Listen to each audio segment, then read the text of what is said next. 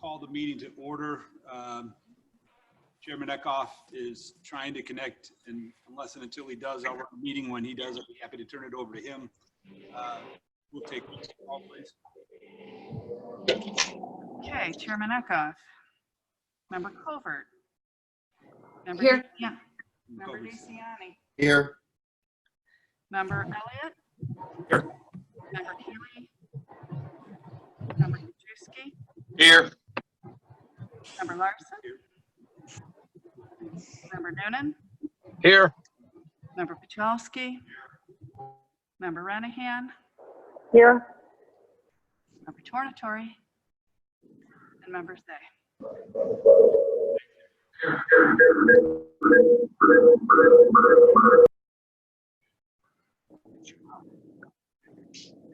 All right, do we have anybody signed up for public comment? We have a quorum. We do not have a physical quorum here, unfortunately, so we are going to have to address everything by roll call. I'll try to combine a couple of things before I chairman's remarks, but those to just the starting points of our unit by unit review of Mr. Chairman? Yes. The sound quality is particularly bad today. I'm not sure why. Can I just ask that maybe if the people who are remote could put themselves on mute, that might help things.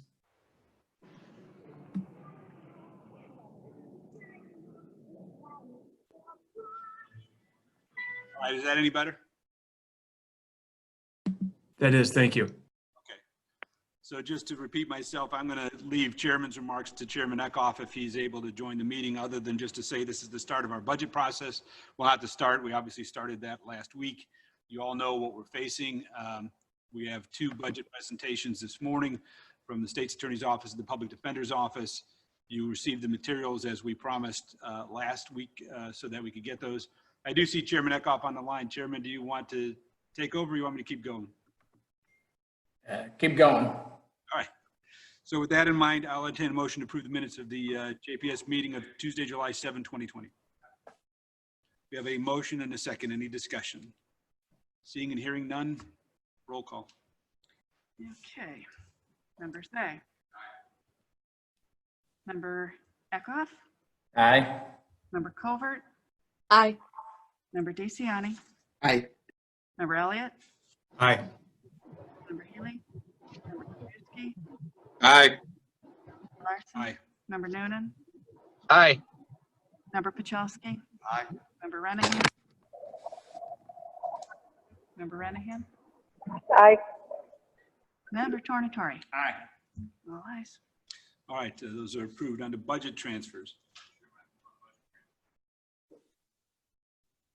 We have a motion and a second with Moved.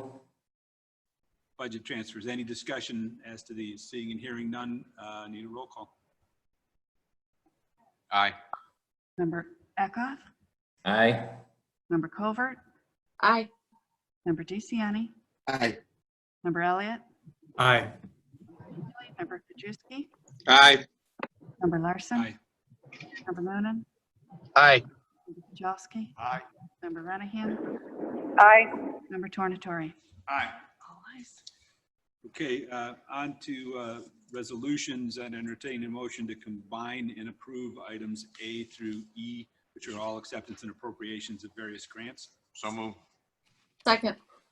And we have a motion.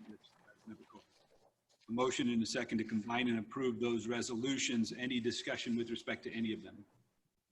Seeing and hearing none, roll call. Member Zay. Aye. Member Eckhoff. Aye. Aye. Member DeCiani. Aye. Member Elliott. Aye. Member Kajewski. Aye. Member Larson. Aye. Member Noonan. Aye. Member Pachalski. Aye. Member Renahan. Aye. Member Tornatore. Aye.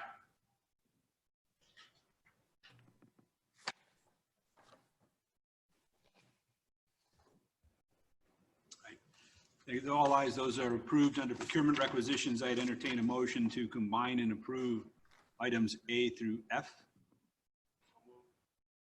Second. We have a motion and a second to combine and approve items A through F under procurement requisitions. Does anybody want to discuss any of those individually? Seeing and hearing none, need a roll call.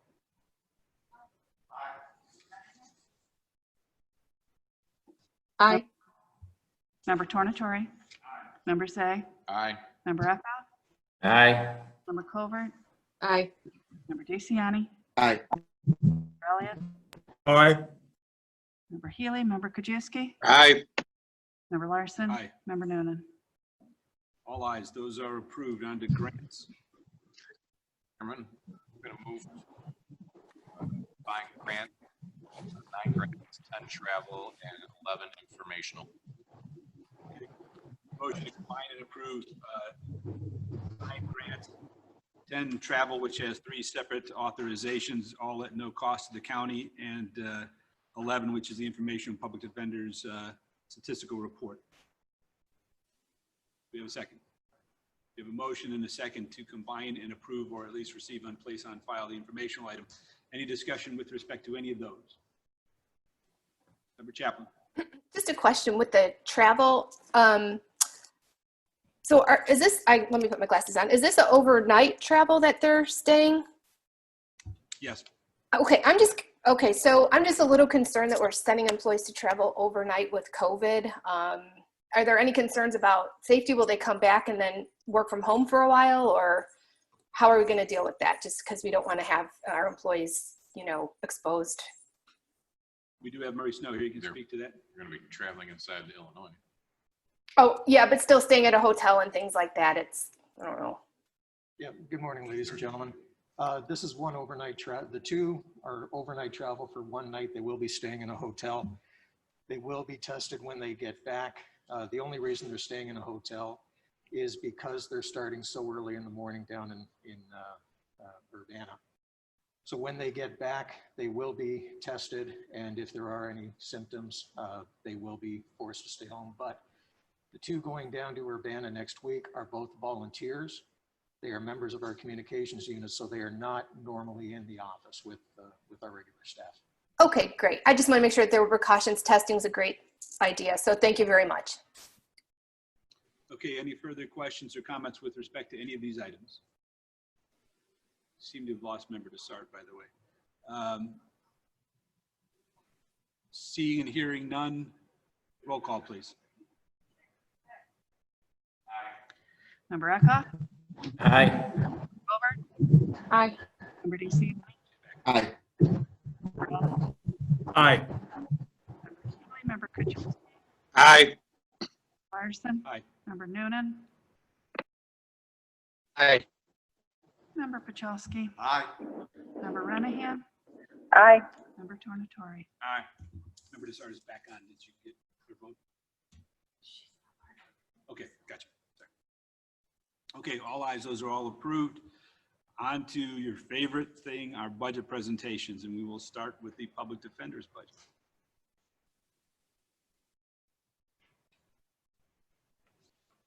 Good morning, everybody. I'm excited to be the first budget presentation, or afraid, I'm not sure which. Let's get into it. The first, next slide, Wendy. First, let's, the history portion of the show. Why is there a public defender's office at all?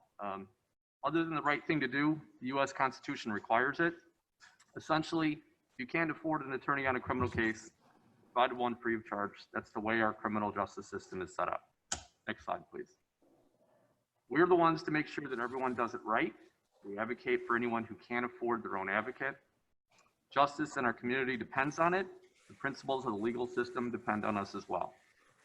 All of our clients essentially come from vulnerable groups. Underfunding our office makes our clients even more marginalized and more vulnerable. Next slide. This slide is really for the rest of the partners of ours in the courthouse, the state's attorney's office, the chief judge's office, probation, and the clerk. During these meetings, there's a lot of times people have mentioned the courthouse has been closed. That's never been true. We have had staff in the office or in the courthouse or the jail every single day during COVID. Christmas morning, Thanksgiving, every single day we have people there. And although the courthouse did reduce operations, we never ceased. So just because you don't see us doesn't mean we're not working or that we haven't been doing things. Next slide. This is the graph portion of today's show, and these are pre-COVID numbers. These are my misdemeanor cases, open files that we're currently holding. I looked at every March, and I'm sorry, the bottom of the screen, it should start at March of 2013 and go to March of 2020. I don't know why those numbers are off. But essentially, those cases that we were currently holding kind of bounces up and down, but ranges between almost 1,400 to a little over, maybe almost 1,800. I don't consider that necessarily a problem. Next slide. But felony is alarming. Again, these are pre-COVID numbers. These numbers were pulled in each March of the last 7 or 8 years. And essentially, we've almost doubled in the open felony cases that we're holding. Our staff hasn't really changed. We don't have a lot of turnover. But we went from essentially 800 in, I think it's 60 cases, to about 1,600 open felony cases this March. Next slide, please. So our total adult cases, which is probably 90% of what we do, adult criminal cases looks like this. When you combine misdemeanor and felony, there's been a significant increase of the cases we have pending. Next slide. And so if you take those and you add the effects of COVID, we have pressures, both the existing caseload, we were very, very thin staff-wise to begin with. We have this backload because we haven't been able to resolve as many cases because of the virus. We are getting more new cases, and more people are going to qualify for services even if they had a private attorney previously because of unemployment or underemployment. Our services are directly related to people's ability to afford an attorney. Next slide, please. Okay, so we're still in the charts and graphs portion, but we're ending the money part of the show. 94% of my budget is personnel. I've always asked for what I think I need. I never add a bunch of extra and hope to get a little less. And I want to thank you. You've pretty much always given me the things I really need. Let's get into the numbers you care about. And really the 94% number, next slide please, is the personnel number. We have always run very thin without extra staff. Until yesterday, I was covering a felony court call for the last 6 weeks. And I've done it many times for medical and maternity leaves. An event like a pandemic makes a staff like mine that doesn't have a lot of extra incredibly strained. This is the one line item that has an increase. Now it's significant, I will admit that. And let's get into why I think we actually need more and not less. What do we really need? We need lawyers. I wanted, for members Covert and Renahan, I looked for Simpson characters that had female lawyers. I couldn't find any. But primarily due to COVID, I think we need 2 new attorney positions. I want to say that I'm going to fill these positions with current headcount.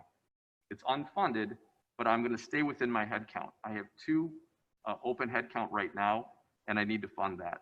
And it's really to alleviate some of the felony case issues we're having. One example is for Focus Court. Focus Court, as you probably have heard, has been wildly successful. So successful that we have so many cases there we can't currently manage with our current staff. I have 1 attorney currently managing all of the Focus cases, mental health court, and drug court. That is not feasible for 1 lawyer to handle all 3 of those programs.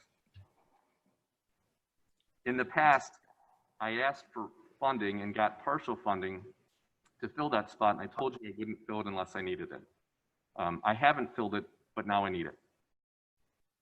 So what would happen if you don't? I think not funding us properly may cost the county more. The ACLU and other entities have sued counties when their numbers have gotten too high, and I want to prevent both that and any kind of liability for my lawyers. And it's actually more economical for us to handle the cases. At some point, legal ethics will dictate to me that I have to stop taking new cases, and I don't want to get to that point. But I am worried because I think it would cost the county more. If we had to get some kind of independent contractors in, it would cost the county way more than funding our office. Next slide, please. So I want to get back to the personnel numbers. When we haven't needed it, we didn't spend it. If you look at 2019, I was over $100,000 less than what I was budgeted in my final numbers for 2019. And I'm really sorry this is coming at a time when there's all these other financial pressures. Next slide, please. So I'm going to talk about reductions. This is the reduction part of the presentation. It's also the shortest part, but here's what we tried to do. I cut every other line item except personnel or kept it the same. The chart up there are all the line items that are lower. I will admit that doesn't add up to a lot of money, but we tried to do exactly what we could and stay reasonable in terms of what we would need for next year. Okay, next slide. We are in the last and feel-good portion of today's presentation. Next slide. I want to say, and I'm confident, that DuPage County is the most efficient public defender's office in this area. And you should feel good about that, because we do. We're also extremely professional and effective. And just ask a judge, any criminal judge, I don't care who. But I can prove the efficiency part. Next slide, please. There are national standards on support staff per lawyer in a public defender's office. We are well under those ratios. But what about locally? How do we compare locally with public defender's offices in our area? Next slide, please.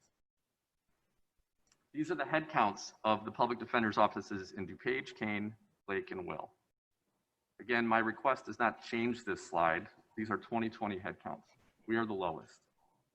More importantly for you, if you go to the next slide, we are by far the lowest budget. Again, from left to right, that's DuPage, Kane, Lake, and Will. So Lake County has 3 more head count, but $2.5 million more. Will County has double our budget. If you go to the next slide, now this is 2016 data, because getting case counts for this year is difficult to do right now during the pandemic. But essentially, if you take our total budget, you divide by our total number of cases in 2016, we were the most efficient office in the area. And essentially, it costs us $307 to litigate a case. That could be a case we represent someone for 3 minutes. It could be a case we represent someone for 3 years. I counted them all the same. Next slide, please. Late last year, we started a foundation. We're a 501c3 for client needs, food, transportation, and clothing. I do want to thank Joan Olson and her staff. They featured us in a county newsletter. We're excited to be able to do that for our clients. Obviously, that's taken kind of a backseat right now. There are no public funds related to that. I just thought you should know about it. Thank you, and I'm ready for questions.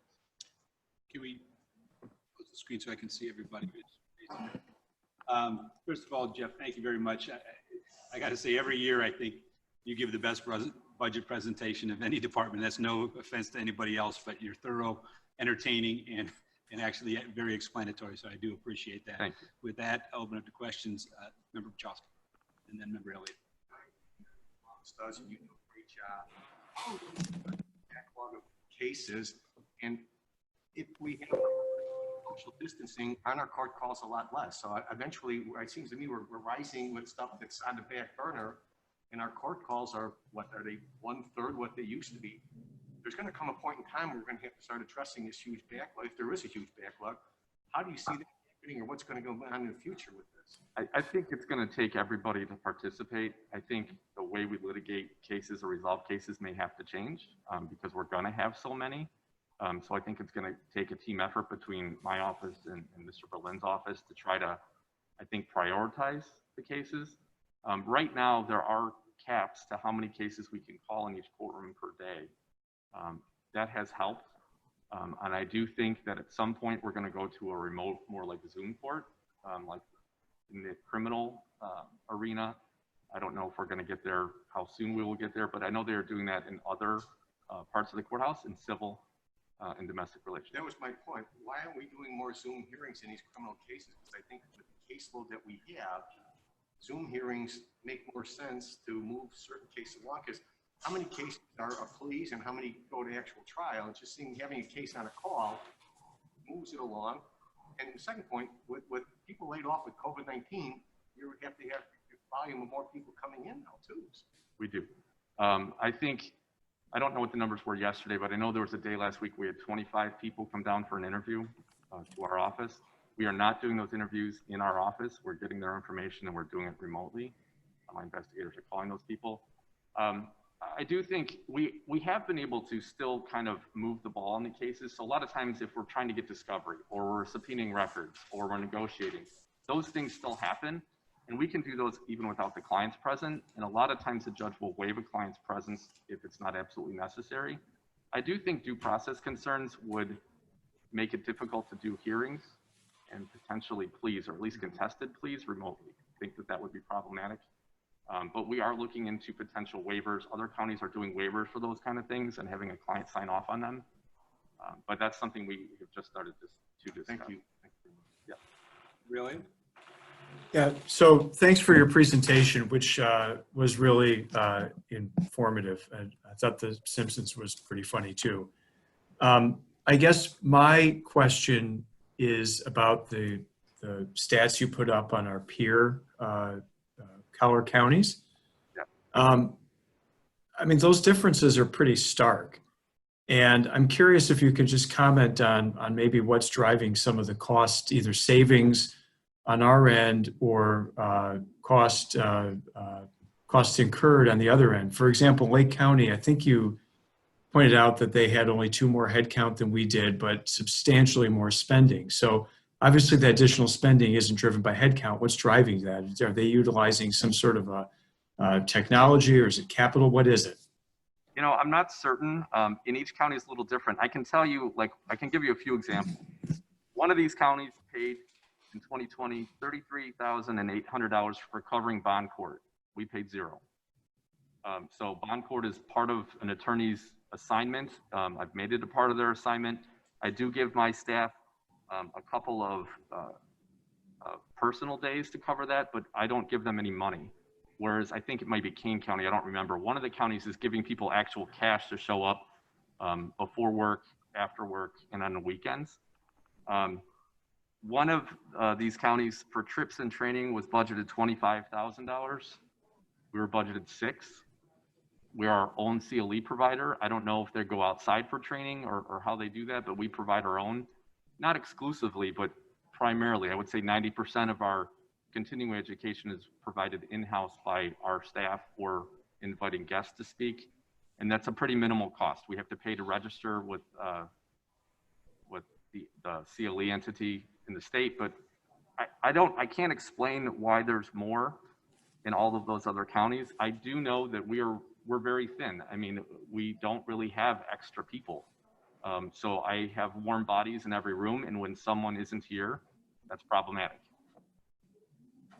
Well, I mean, thin might be okay if we're getting the job done, and I guess, or thin might be bad if we're not getting the job done. And I think what I hear you saying is you're looking at the next year and you're thinking 2 more bodies is what you're going to need to get the job done. Is that right? Yes, I think minimum. I think numbers wise, we could probably justify way more. I don't feel comfortable asking you for more, and I think we're going to try to manage with the 2. It's really in felony is the bigger problem that I see. And so both of those positions would be to help alleviate some of the pressure in felony. So, you know, one of the positions may be taking kind of the cases that take a lot more time, post-conviction petitions in particular. So you unpack that box and work on it for 45 minutes. If you're not doing it for several hours, it's not worth it. It's very hard to do that when you have 150 pending felony files, and some of those clients are in jail because those end up taking more of a priority. So I want someone to focus on those bigger cases where they can get into the weeds and take them off the plate of the people in a courtroom with more active clients. Thank you. Chairman Eckhoff. I just wanted to emphasize what I said last week during the initial budget hearings is a lot of this has been foisted on the public defender's office because of COVID-19, and people can no longer afford their private attorneys. So if they've got a possibility of jail, then they get a court-appointed public defender. And so a lot of this is on COVID-19 related. But Jeff's been the public defender for a long time. He does a great job.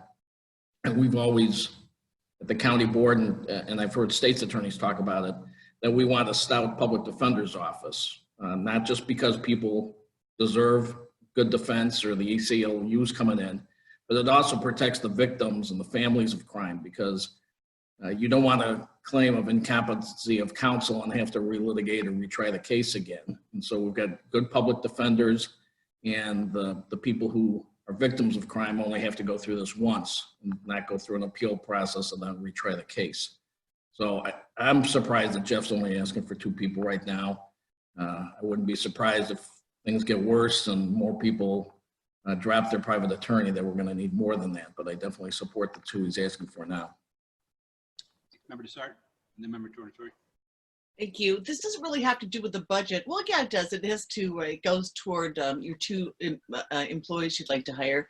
But what's going on in DuPage County, the environment, where we saw 800 felony cases in 2013, and that's risen, it's doubled to almost 1,600. What's the environment? What's going on?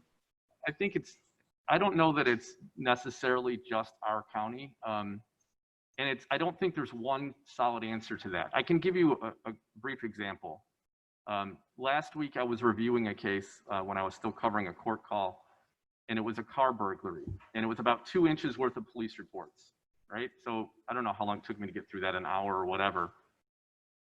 And I realized that I didn't have all of the discovery. So I made contact with the state's attorney, who then sent me 34 videos and 13 audio tapes.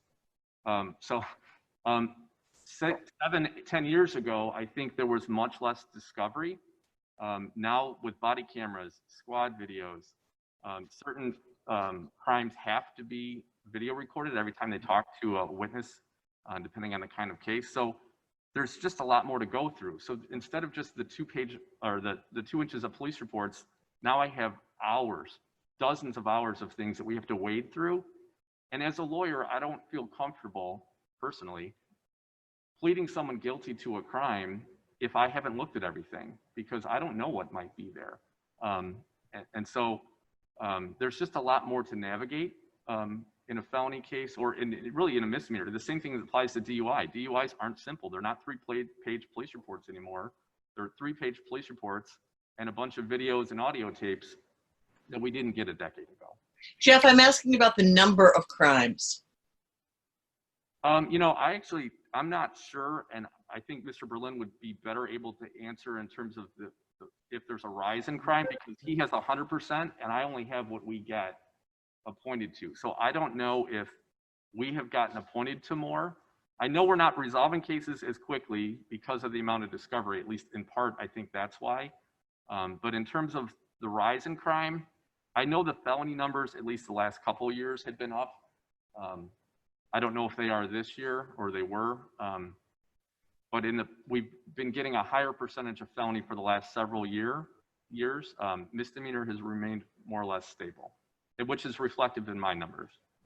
Okay, so then I misinterpreted that one graph that said there were 800 in 2013 and 1,600 in 2020.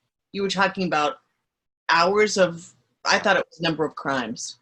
Well, no, it's number of open cases. So in 2013, my staff was holding 68 open felony cases in March of 2013. So you are correct, it is. We've doubled the amount of cases we currently are working on this March compared to 7 years ago. Okay, Member Tornatore. A great presentation. As somebody who deals with your office on a regular basis, as a prosecutor and DUI court, I can tell you that each and every one of the people in your staff are professional, and I don't know how they do it, but they do it with a smile on their face every day. So you are to be congratulated for it. I think your ask is certainly not beyond reasonable. When we talk about things like the focus court, we've always talked about how great that is for the people in our county, and it is. But once again, I don't know if it's an intended or an unintended consequence. Your office feels that burden. I think the increases in the felony, while not every one of those felony offenders is assigned a public defender, more than likely, sometimes more likely than not, they don't have money for an attorney, or they wouldn't necessarily be committing the crime. And, the 800-pound gorilla in the room sometimes is our proximity to Cook County. That's why maybe we have more felony cases and more crime than maybe Will County, where it's a little more difficult for people from the city to go out there and commit a crime where it's a 20-minute ride to come out here. Tack onto that COVID, tack onto that technology. You're exactly right. You get videos, you have to go through them. It means you have to have access to a computer or a laptop. You just can't read them while you're sitting necessarily, eating a sandwich. There's got to be the technology. All of that factors into it. So, I think your ask is reasonable and your office does a great job. And more importantly, we need to represent people who need to be represented for a variety of reasons. The practical, we don't want to be filing, responding to appeals for ineffective assistance of counsel. And also we want to do the right thing. So to your office, congrats. Thanks. Thank you. I'm just going to ask the question that, and I hate to ask it, but I have to ask it because we had a meeting last week where we saw that we're facing potentially a $16 million deficit on top of a $14 million deficit this year. And if we don't address it, it's about 9% per department shortfall. And if we don't address it with your office, some other office is going to have to address that, or the taxpayers are going to have to address that, or we're going to have to deficit spend. So whether it's feasible or not, I'm going to ask every department head what a 6 or a 9% walk back would look like. Well, I don't know exactly, but it would be pretty devastating because we are so short. It would be people. I mean, 94% of my budget is people. I've cut everything else that I can within reason. So I would have to have less people. And I don't know, as a manager, I do have a great staff. They do a great job and they're happy to be there. But I think if I ask them to do way more and then pay them less, which is essentially what I would have to do, and spend less time in the office. Like if I were to furlough people, I can't afford to lose headcount. I can't afford to lose lawyers. I just can't right now. So I think for me, it would be significant furloughs. And I don't know, frankly, how we would manage the number of cases that we have, but I think that would be my answer. I mean, that's the only thing I could possibly cut would be people somehow. And I don't think cutting an actual person would help. I would just have to cut their time is probably what I would have to do. Okay. Any other questions or comments? Seeing and hearing none, thank you very much. Appreciate it. Move on to the State's Attorney's Office presentation. State's Attorney Berlin.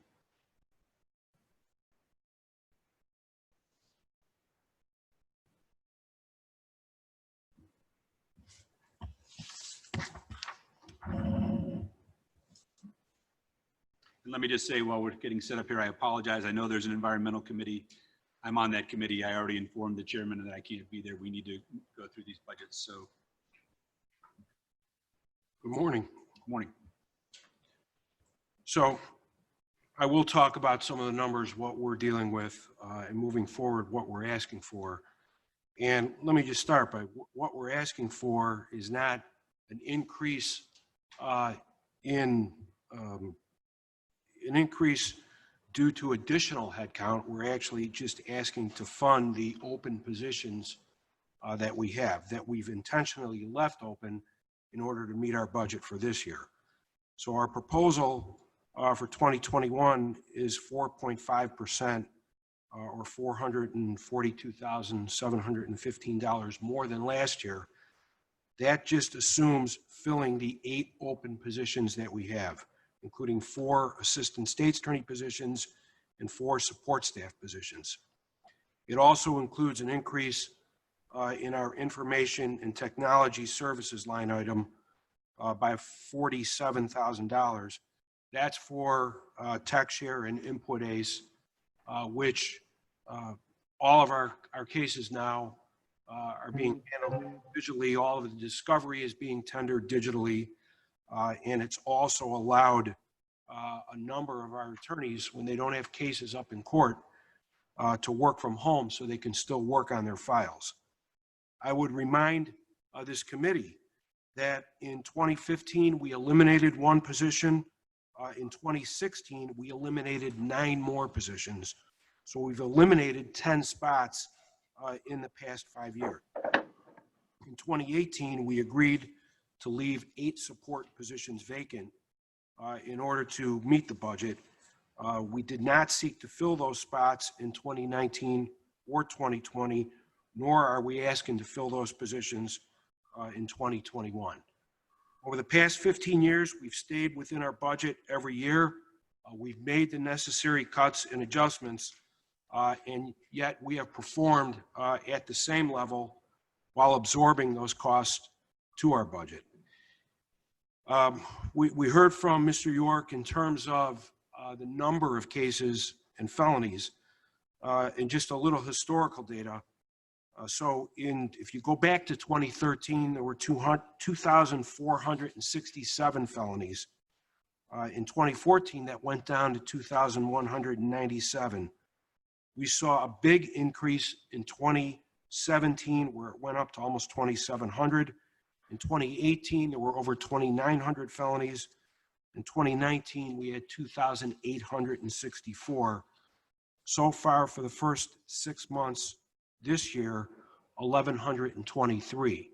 There was a period there for about 2 months where there was a decrease, obviously due to COVID, but the numbers are starting to rise again as the weather's gotten warmer and people are outside. So we've seen a 25% increase in felonies since 2016. We have, in terms of some of those cases, burglaries, we had 250 in 2016. In 2019, we had 488. That is a 95% increase. This year, so far, the first 6 months, 234. So we are well on pace to where we were last year. Identity theft is up 37% in 4 years. And aggravated vehicular hijacking or carjacking, we had 3 in 2017, we had 4 in 2018. In 2019, there were 8. And so far this year in 2020, we've had 10 in the first 6 months. 3 of those committed by juveniles. And in 2019, 2 of the 8 were committed by juveniles.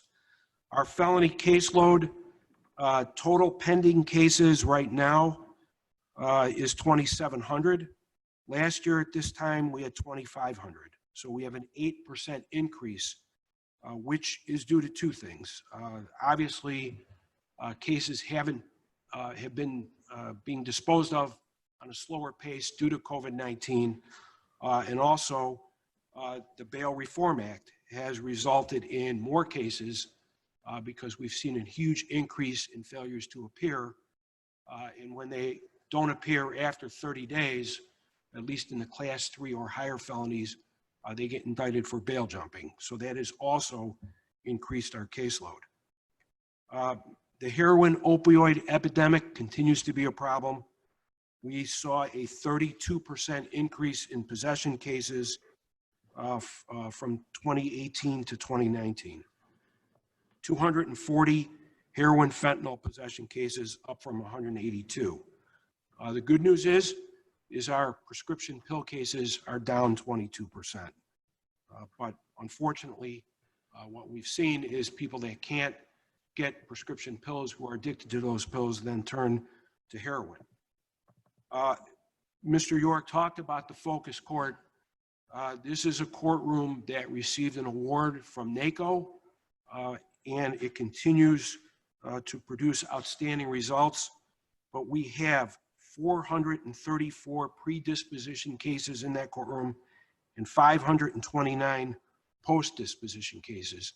So almost 1,000 cases now pending in our focus court. But these offenders in that courtroom are getting the treatment that they need. And the idea is, hopefully, when they complete the program, they will become productive members of society. Our appeals unit, just to give you an idea of how busy it has been, we filed 53 briefs in 2018. Last year in 2019, we filed 75. That was a 41% increase. So obviously a higher caseload, more people are getting convicted. We currently have 196 open appeals and 23 pending post-conviction petitions. Our juvenile delinquency cases, the good news is the delinquency cases filed are down, but one of the main reasons for that is we're doing a lot more diversion and handling a lot more of these cases outside of court. Our juvenile probation department is by far the best in the state of Illinois. We have the best outcomes anywhere in the state. But our cases, our JD cases were up by 30 in 2019, and there were 30 school threat cases that we filed.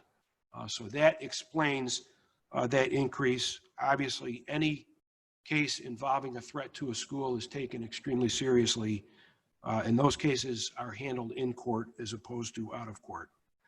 Our diversion court continues to be a huge success.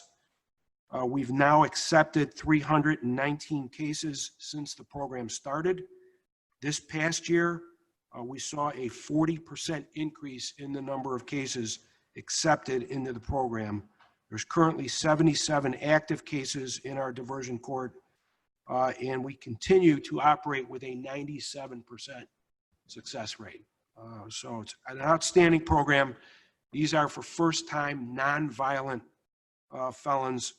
And again, they accept responsibility, and there's a number of things that they have to do as part of that program. And if they complete it, they're able to withdraw their guilty plea and have the case dismissed and obtain an expungement.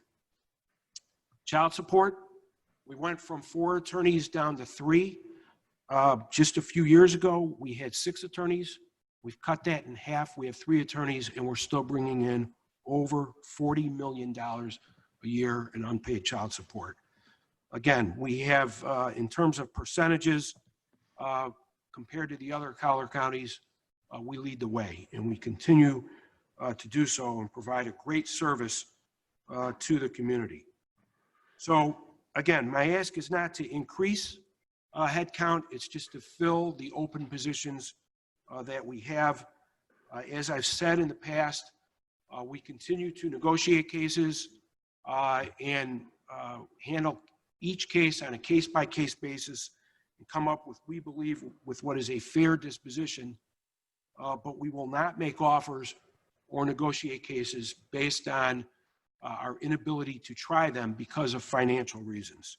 We'll do what's right, but I will not compromise public safety in order to save the cost of doing a trial. In the past, this board has been terrific when we've had the case where we need to hire experts and we have to come before the board or move money around. The board has always approved that. Obviously, we try and avoid it. We're very cost conscious, but it's important to know that public safety won't suffer. We've lost a number of attorneys really up until the past few months before COVID hit, but a number of attorneys left because they got jobs making a lot more money in the private sector. And that continues to be a challenge for us. We hire lawyers, we train them, and then unfortunately we can't compete with the private sector. And the reality is we've lost some to the Cook County State's Attorney's Office because they pay more money. So this continues to be a struggle for us, but we have been able to overcome that and fill these positions, except for the ones that we're leaving open. I don't know if you want to handle questions on that now, or do you want me to just go to the Children's Center budget? Why don't we go through all the budgets and then Okay. we'll open up for questions. So Children's Center budget, what we're asking for is a slight increase, which is $15,000 more than our 2020 budget. And that's simply due to the fact that we were under budgeted in salaries last year. The Children's Center, we, in 2009, just to give you an idea of what we're dealing with, we opened 297 cases. In 2019, we opened 488 cases were referred, 293 were actually opened. So far in 2020, we've accepted 162 so far. So we're really on the same pace as last year. 647 family members have received advocacy or other Children's Center support services. 488 family members received crisis intervention services. And the number of family members referred to counseling or mental health intervention was 438. Again, these are the most serious cases, some of the most serious cases that we deal with. The Children's Center handles all sexual and physical abuse cases in the county. We have agreements with every police department. And we continue to use our Cellbrite technology, which is a cell phone extraction tool. And we're able to do that in these investigations. We're also able to help some of the other departments when they need help downloading information from cell phones. So it's just a slight increase. And again, it's just to address the under budgeting last year. So in conclusion, for both of these budgets, our office continues to lead the way in the state of Illinois when it comes to criminal justice. And we've done an incredible amount in terms of diversion and in terms of our focus court and how we handle drug possession cases. But the reality is we've seen an increase in violent crime. And when it comes to violent crime, diversion is not an option. Focus court is not an option. Those cases are prosecuted and we seek severe sentences because those are the crimes that have the biggest impact on the community. And the last thing I would remind this committee of is very easy to put a dollar value on the cost of prosecutors, the cost of public defenders, the cost of deputy sheriffs in the courtroom, and the cost of incarceration. Those are finite numbers. We actually know how much they cost, but it's very difficult to put a dollar value on the cost of crime in the community because these violent crimes that we're dealing with have an impact on the community that lasts for years and years, and the public never forgets. And that's what we need to remember when we talk about criminal justice. Thank you. I think I probably join the rest of the board in saluting the fantastic work you and your staff and your office have done over the years. You've been our state's attorney, very proud of the work that you do. Questions for the state's attorney? Anybody? Let me ask two questions real quick. One, I see on the revenue side that you're anticipating being down $600,000 plus in revenue for next year based upon that. That's another contributing factor to the pressures that we're feeling financially, correct? So, and I think, yeah, that's correct. I think a lot of that is the fines and fees bill that was passed that went into effect last year. It was supposed to be revenue neutral, but we're finding out that that's really not the case. And the other question I'm going to ask of everybody is, you've got this walk down question. If you were to have to, no other way to make the budget balance, have to come down with 5 to 10% cuts, what would you do? It would have a devastating impact on public safety. That's what I can tell you. You know, we're 93 or 94%. Our budget is salaries. If I had to lay people off, that means that there are certain crimes we simply would not be able to prosecute. That's the reality of that. And that would actually cost the public a lot more. As it is, my attorneys are 24/7. We have a rotating screening division. We rotate attorneys on the weekends. They're going out at 3, 4 in the morning. Sometimes they're out there all weekend on cases. They're here till late at night. They're here on the weekends, and they don't get paid extra. The caseloads that we have are above what's recommended by the American Prosecutors Research Institute. But they're dedicated and they continue to do it because they believe in the mission. They're going to continue to work that hard. But we all have to be careful about them getting burned out. And that's just something that we're dealing with. So similar to the public defender, it'd be furloughs, layoffs, salary cuts. and we'd have to close courtrooms, which would mean an increased caseload, or again, certain crimes that we'd have to explain to the public why we can't prosecute those, which would just have a devastating impact on the community. I saw Chairman Eckhoff. Can you hear me? Yes.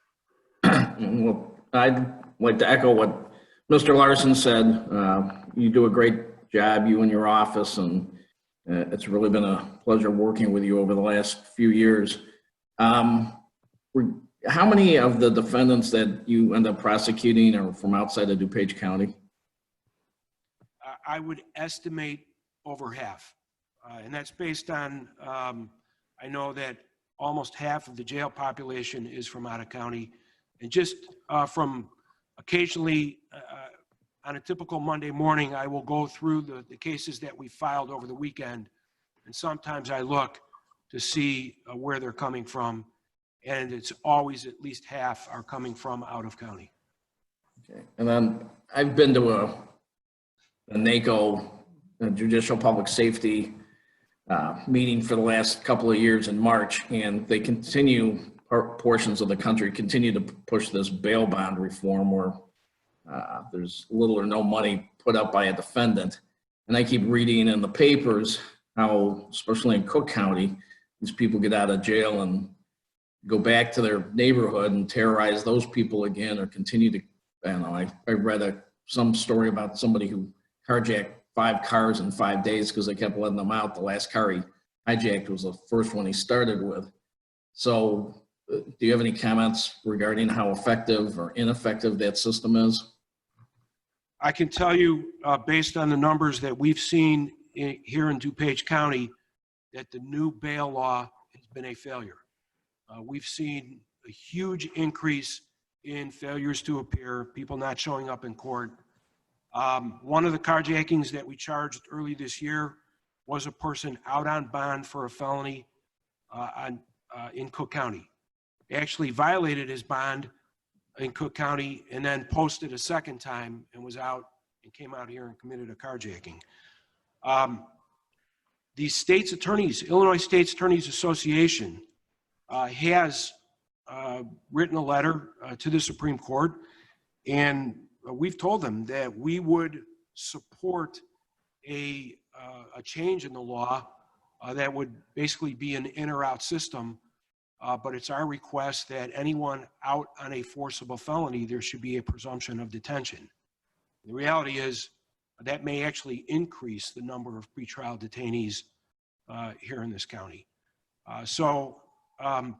We don't want people in jail, pretrial, just because they can't post bond. We all would agree that that is unfair.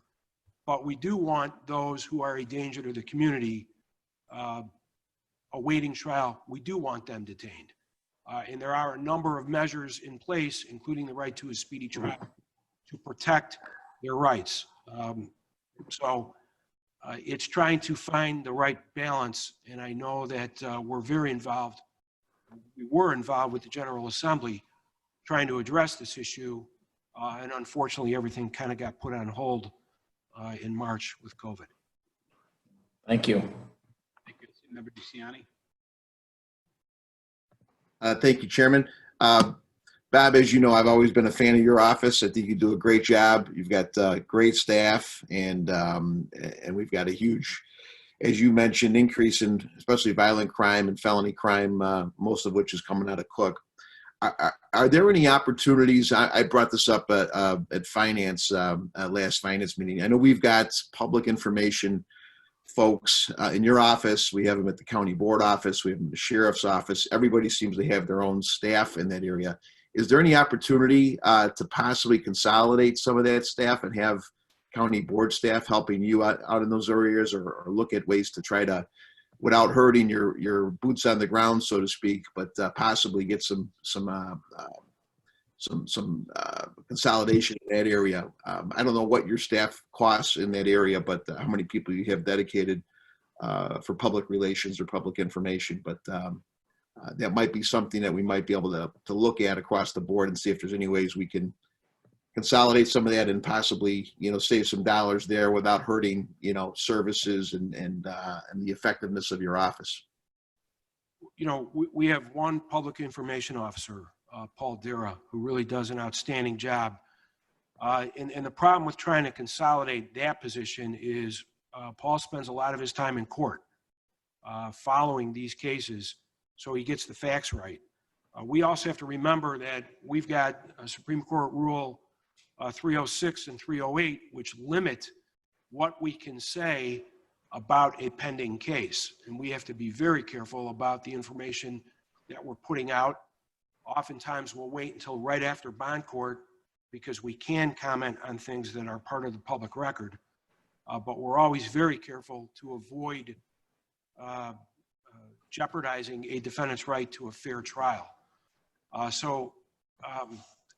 think we have one person handling the public information for our office. I think it's a pretty lean operation as it is. Certainly, I appreciate the idea of trying to consolidate and save money, but we may look to other areas that might be more effective. Member Desart, then Member Tortori. Thank you. Bob, I want to add my voice to the chorus of people commending you and your staff. You guys do an excellent job, and I'm so proud to be associated with you. I have a question regarding the filling the 8 open lawyer positions. The one side of the coin, the question is, what happens if we don't fill those 8 positions? The other side of the coin is, if we do fill those 8 positions, you said caseloads are above what's recommended currently. If we did fill those 8 positions, would that bring the caseloads in line with what is recommended? Thank you. Sure, and thank you very much for the compliment, Member Desart. The 8 positions, there's actually 4 attorney positions and 4 support staff. But yes, by filling those positions, that would reduce the caseloads of the attorneys that we have, and it would certainly lighten their caseload and allow us to pay more attention to these cases. One thing I want to echo what Mr. York said. The cases are far more complicated today. We have digital evidence in almost every case. There's videotape statements or audio tape statements, and many times there's squad video. So that the preparation of these cases takes a lot longer. Cell phone evidence, there's oftentimes financial records. So it requires more time for our attorneys. And we do want to do things right. We don't want to make errors where we have to retry these cases. So the answer is yes, it would absolutely help ease the caseload of the attorneys that are handling these cases right now. Thank you.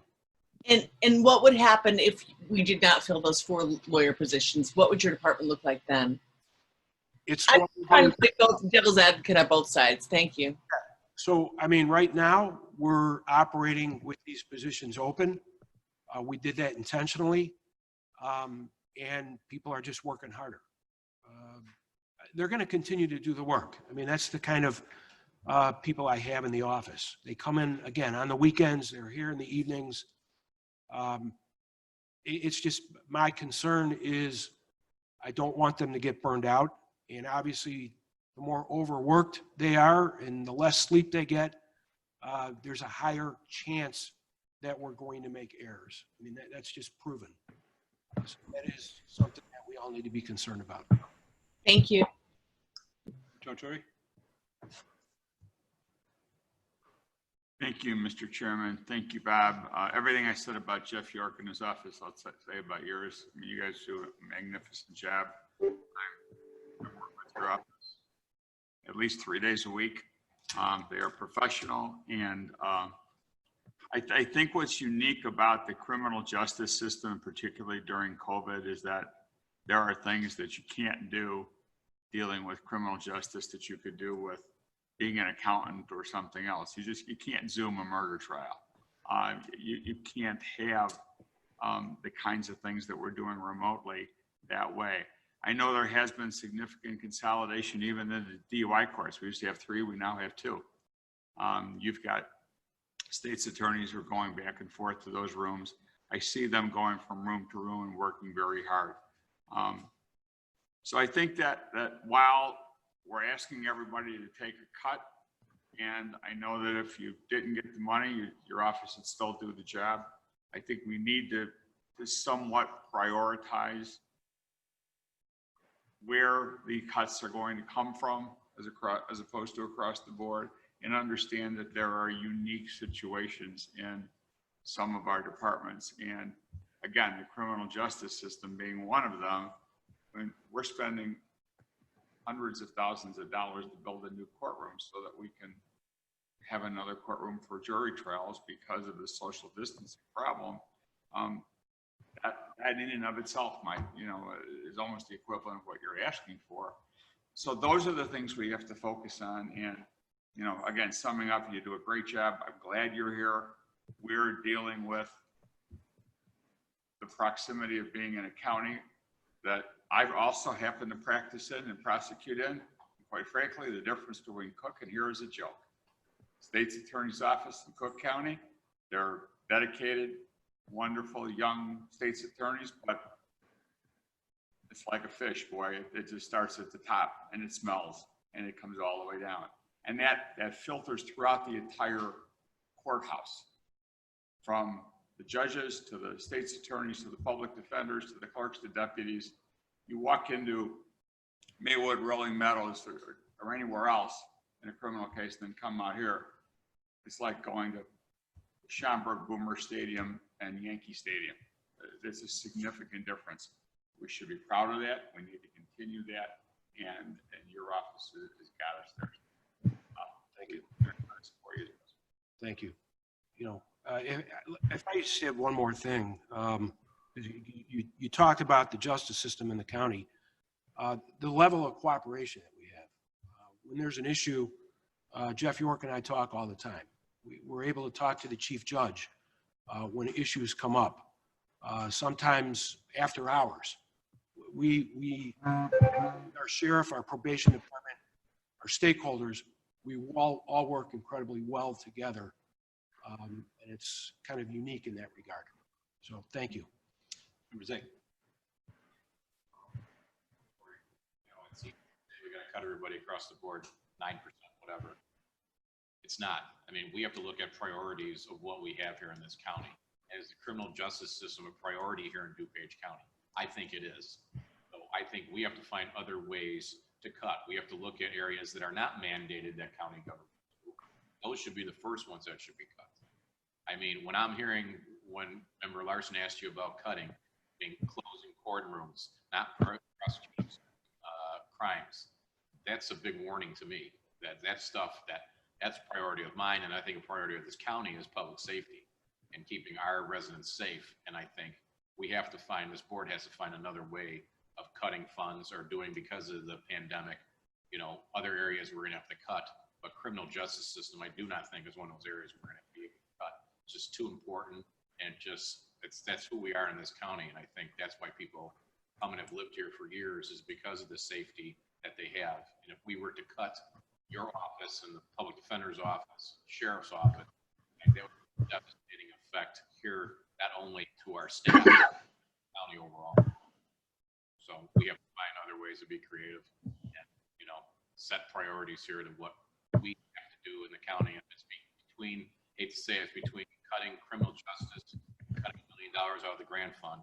I'm going to cut $1 million out of the grant fund because this is too important for us here in the county. Thank you. Yes, thanks to both of you. I think DuPage County is a model of what criminal justice should look like. It is fair, it is effective, it is colorblind, it is blind to economic circumstances, and it keeps the public safe while giving fair treatment to those who come before the court system on the defense side. And so I'm proud of the work that both of you do. Thank you both for being here. Thank you. With that, do we have any old business? Do we have any new business? Without objection, we are adjourned. Thank you.